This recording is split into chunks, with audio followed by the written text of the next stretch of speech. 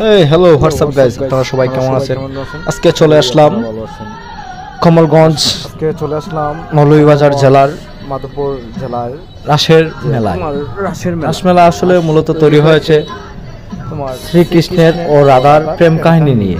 তাদের যে প্রেম ভালোবাসা, যে হিন্দু সম্প্রদায়ের যে শ্রীকৃষ্ণের ভগবানের তাদের প্রেম ভালোবাসা নিয়ে এই রাসের মেলা প্রতি বছর উৎসব হয়। এটা নিয়ে তৈরি হয়েছে যে রাসের কৃষ্ণের রাসলীলা হচ্ছে, তারা যে কৃষ্ণের নৃত্য প্রদর্শন করে সম্মান কৃষ্ণের প্রতি ভালোবাসার সম্মান অনুপ্রেরণা প্রদর্শন করা, নৃত্য মানে নৃত্যসারে যে রাধা কৃষ্ণের যে প্রতি ভালোবাসা সেটা ভালোবাসার তৈরি করা। তারা সেই নাচের অনুযায়ী প্রদর্শন তারা করে কৃষ্ণকে খুশি করার জন্য প্রতি বছর রাসের মেলা কার্তিক মাসে হয়ে থাকে।